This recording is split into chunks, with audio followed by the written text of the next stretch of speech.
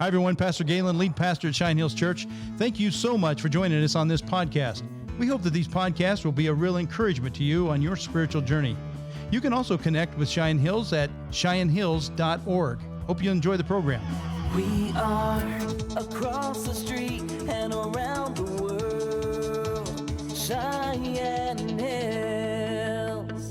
Well, hello again, everybody, and welcome to the podcast. Nathan, we're continuing on, and we did all that we could to discuss legislative things last week. Today, I want to talk about some maybe more spiritual things, although politics certainly has a spiritual element, no question. I mean, that's where your values are on display. Right. It's a worldview. You're right. And so what you believe about yourself and about the world around you is going to be visible in the way you approach the world around you, and that's called a worldview. That's good. That's true. And it seems like what politics does is like when we talk politics, it's like, well, what party is going to be in power, who you put in power to enforce that worldview or to lay it out. And so, but this is a little bit different. It's like, we came across this verse this morning. My wife and I were, and she said, listen to this verse. And it is she picked up a nuance, and I just thought, man, this is really good. So I'd like to talk about it. This is in Jeremiah chapter 2. I'm going to start reading in verse 11. It says this: Has a nation changed its gods, even when they are not gods? But my people have changed their greatness for that which does not help them. Be full of wonder at this, O heavens, shake with fear and waste away, says the Lord. For my people have done two sinful things. They have turned away from me, a well of living water, and they have cut out of a rock wells of water for themselves. They are broken wells that cannot hold water. Wow.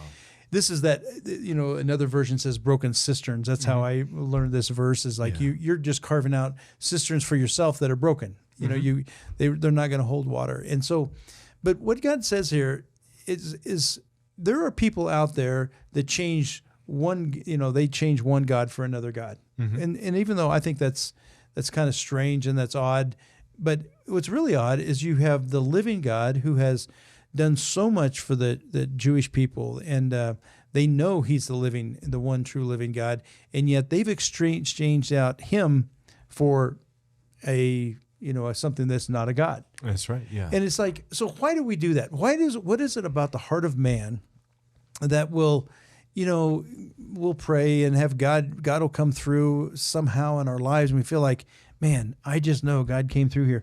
And then, I don't know, 3, 4, 5 years, months, whatever you want to call it, down the road, and we tend to do the same thing. We say, well, we kind of forget God, and we start carving out our own cisterns, whether we think we're making another God or not. Right. It's like we're finding out other ways that we can fill that hole in our hearts. That's right. Why? Well, that's a big question. And I think there's a lot of directions to come into that question. Okay, yeah. Because when you look at it, I think we could step back for just a second and remark about the fact that people cannot just not have a God. Yeah. They're going to fill that God hole in some ways. And so in some way or another, G.K. Chesterton loved to point that out years ago, before C.S. Lewis. And what he was pointing out is that human beings are made spiritual beings. We are religious beings. You'll find an atheist, and a lot of times they are very, very intense in their religious aspect that there is no God. Yeah, right. That's so true. Merely because they don't believe in a God doesn't make them less spiritual. Right.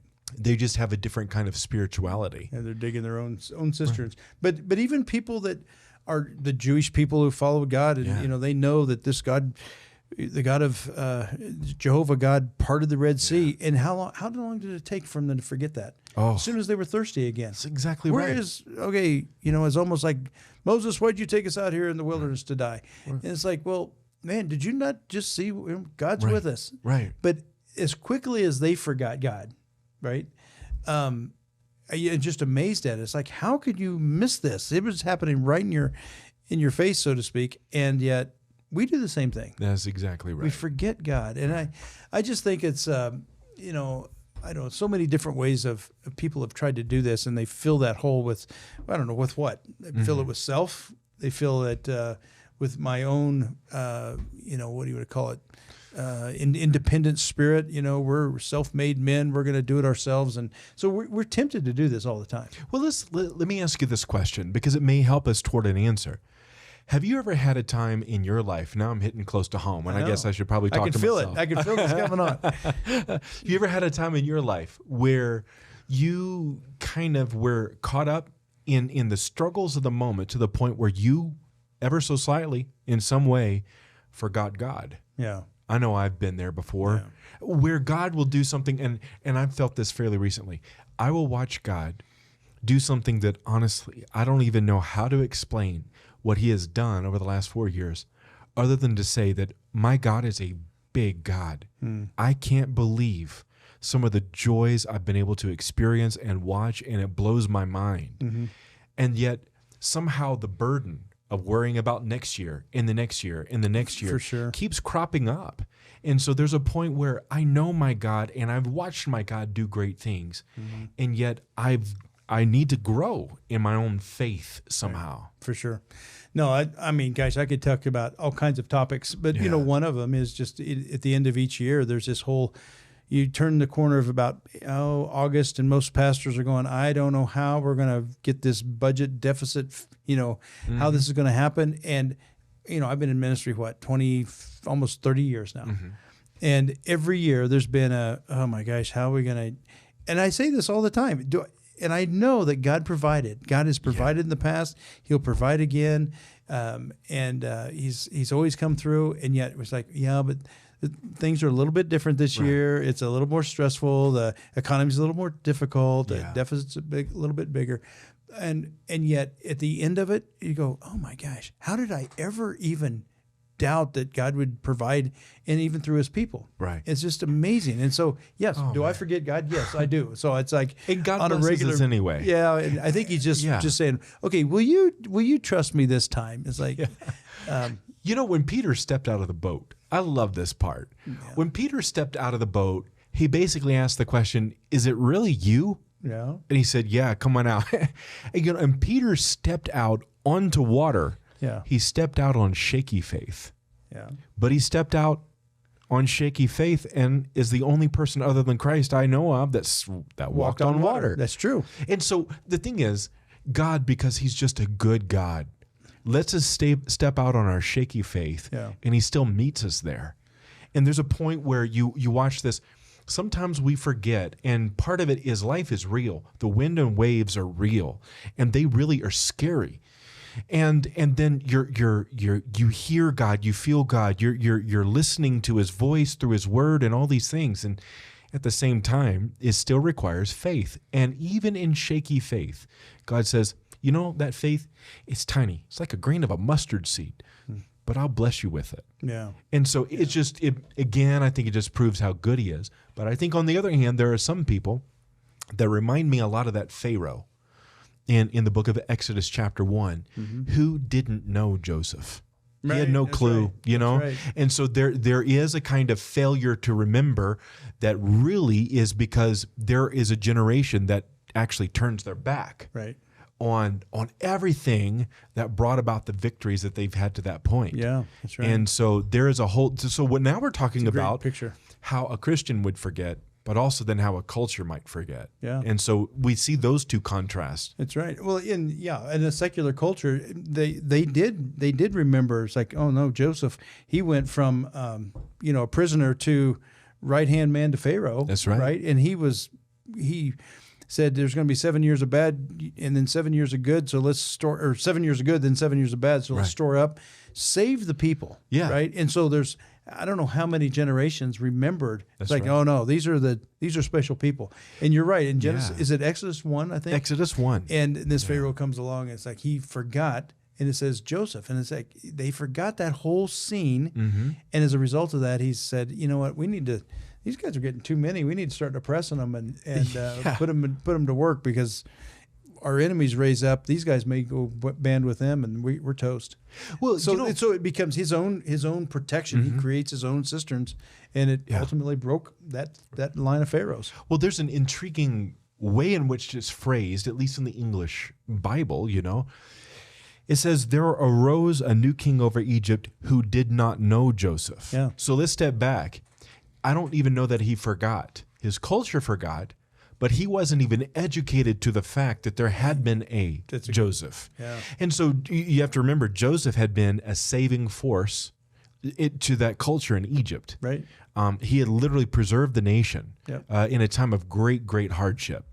But there arose someone who hadn't even been taught that a thing had been so. That's a good point. And so now we come to this position where could it be that God has done, let's talk about this from the point of view of a Christian.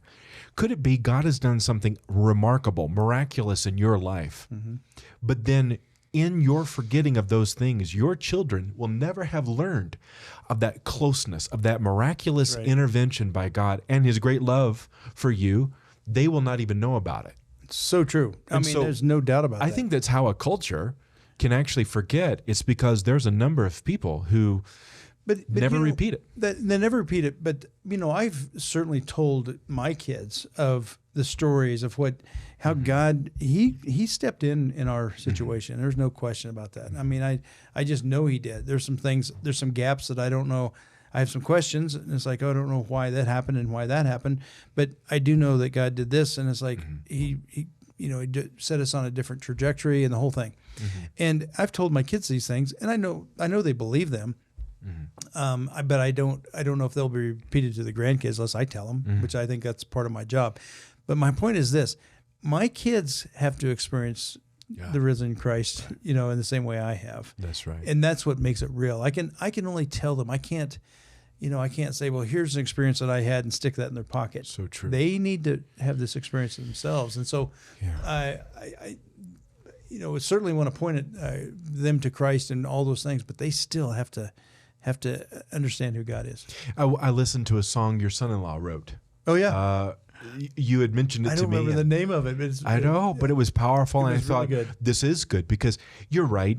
No one can ride your coattails into heaven. Yeah, that's right. And it has to be, everyone has to have that faith for themselves. Right. But, and you're right, as far as a grandfather, obviously you lead your children, but your children's children. And the Bible talks about that over and over again, is to love them and nurture them and try to, first of all, raise your children in the nurture and admonition of the Lord, to train up a child in the way he should go, so that when he's old, he'll not depart from it, and so on. All of those things work together.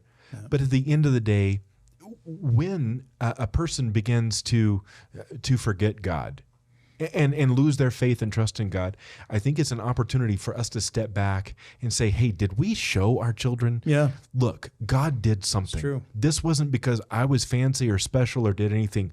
God did something in spite of my weakness. Right. And it's because God is good and he's big.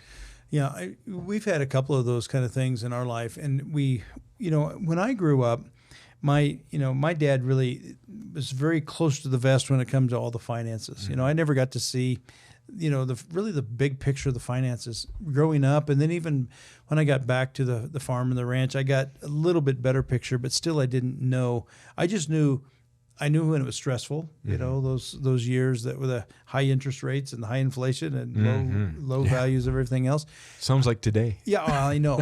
I remember those days, but I don't remember all the nuances, and I wish I knew more of what, the actual numbers. But when we went through some of those difficult times as a family, kids going to college, those real high, financial things, I remember we shared our story with our kids. And said, you know what? And here's the gap, and we're going to pray about that gap.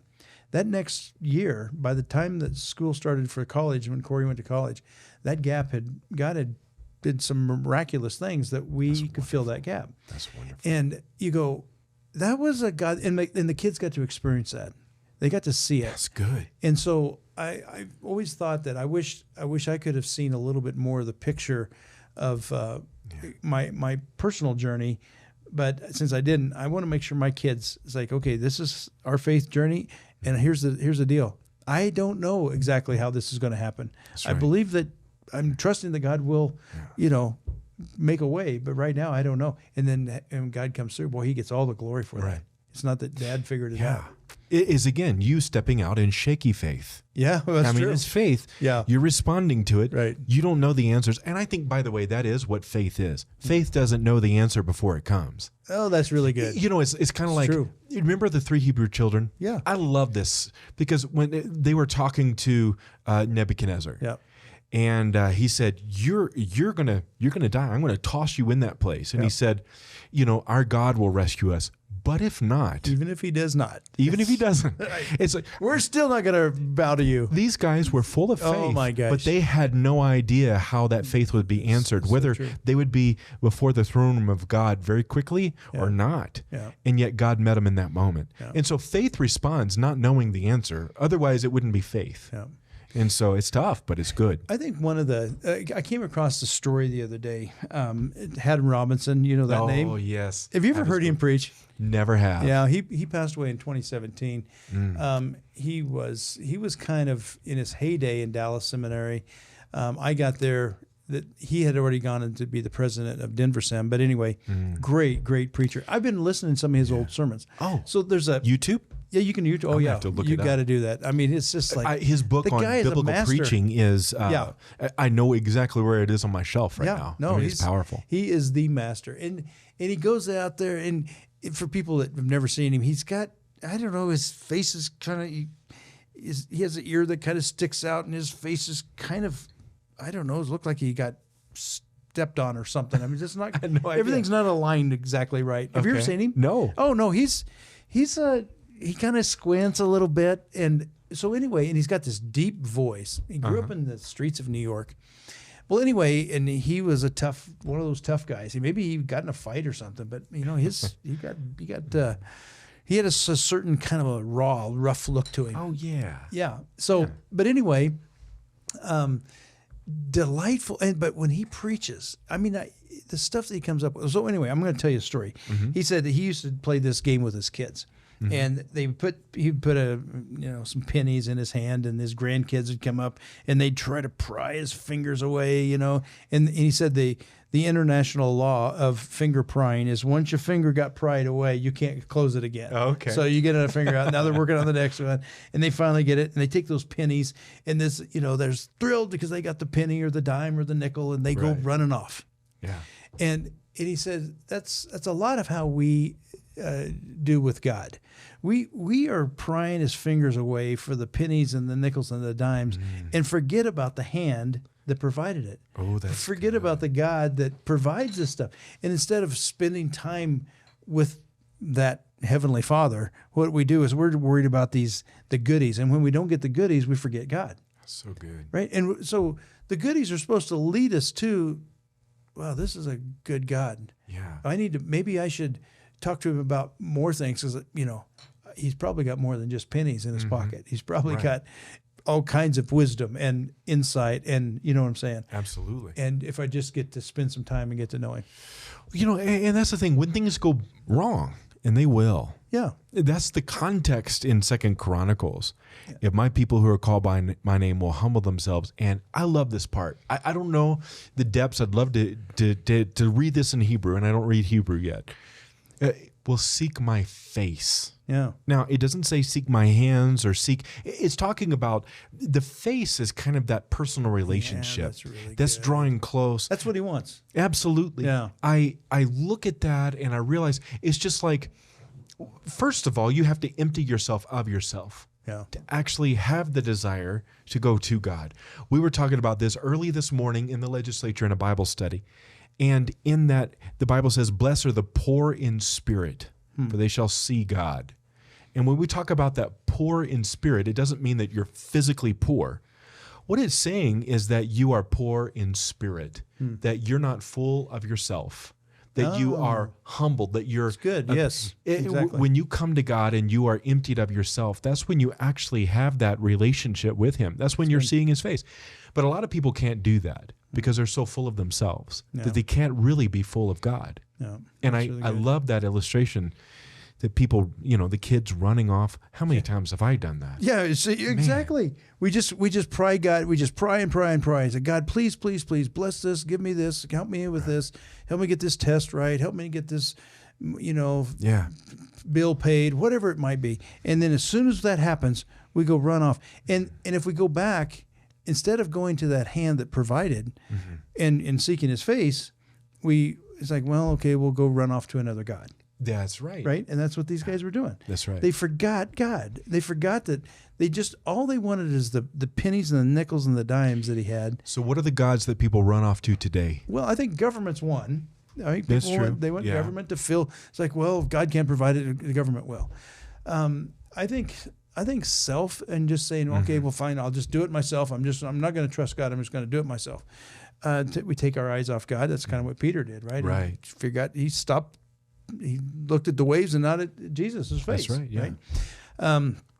I don't know. I think there's a lot of, even our own, we've got our own savings accounts, our own bank accounts. That could be our God because we're resting in that. That's possible. I don't know. I think there's a lot of things, but I think here's what I know I do is I pray for other people for those pennies and nickels and dimes. And I'm going to start trying to remind them as I go, don't forget the God that provided that because he wants you to seek his face. I've got a granddaughter that's 3. Grandkids call me Bap. Okay. So BAP, Bap. Yeah. And so now the youngest one is amazing right now because she thinks I'm amazing. So she's got to be my favorite, right? Yeah. So Mary Kay will go down there and she'll stay with the kids more often than I do. And so she'll go down there and she'll come up and give Grandma a big hug and then the first thing she says is, "Where's Bap?" It's like, it makes you feel so good. And Mary Kay will tell me that and she'll get me on the phone, FaceTime, Bap, and she runs around. She's all excited. It's like, God wants us to be that excited about him. Right? That's right. I wasn't giving her anything. I couldn't even give her a hug. I wasn't even there. She just wanted to, just to see my face. And she was so excited and ran all around just to say, right. And just acted like a goofy kid because BAP was on the line. And so I've been thinking about that. It's like, am I that excited about God or am I just trying to pry his fingers open to get that next nickel or penny out of his hand? So how does that feel on a daily basis? So here's what I mean. I understand what you're saying, but I don't feel that way all the way. All the time, I should say. Okay. I'll never forget when I finally surrendered after 4 years of fighting God to give my life to serve the Lord in ministry, full-time service, in some way serving my fellow man, but also the Lord in some way. Yeah. And after fighting and fighting and fighting, I remember for about 3 weeks, I walked on just in this place spiritually that was extraordinary. I was in college, and I remember thinking, man, this is amazing. Eventually, though, my feet hit the ground. Yeah. And instead of walking on clouds, I'm back on concrete and I'm doing the day-to-day and everything else. And I have moments, where I'm back, where I'm just enraptured by an understanding that I am truly loved and I'm created very specific, that God has a plan for me and he loves me so much so that his son died on a cross for me. Right. And it's amazing. Right. So what, though, keeps us from those moments? Well, and is that some place we ought to expect to live forever? That's what I would go to. Yeah. Because I just think, Jesus was baptized by John in the Jordan, and the voice from heaven says, "This is my beloved son. I'm well pleased." Right after that scene, he's out in the wilderness. Yeah, that's right. That happens to us all the time. Yeah. You have this great mountaintop experience. You have this great retreat. You go this, you have this great sermon, whatever it is. You get all these accolades, and then the next day, you're out in the wilderness. Yeah. And you're just like, man, how did I go from being on the top of the mountain? It's just a part of the journey. Yeah. How is it that we had, God provided all these great financial things, resources, and we got all this. And then, 2 months later, we're going, man, how are we going to get through the rest of the year? That's right.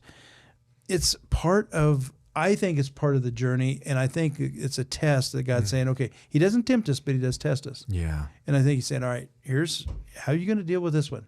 That's you're going to good. bellyache and go to your own cisterns, or you're going to come to me and seek my face. Yeah. I'm just glad he blesses me in spite of myself. For sure. No that's doubt. at the end of the day. I think all you can do is you step back and you say, he's a really good God. Yeah. And he really does love me. Yeah. And it is special. And he's really there. And he's really there in spite of the fact sometimes I'm the one that walks away. Yeah. But he's a good God. I'm going to end right there. That is a good place to live or leave, and good place to live. That God is He's a good Father. Well, thanks for joining us again, and I hope this has been edifying for your soul. Maybe if you've been straining and kind of walking away, and maybe looking for other gods, maybe come back to that hand that provides and seek His face. Be strong and very courageous. God bless you guys.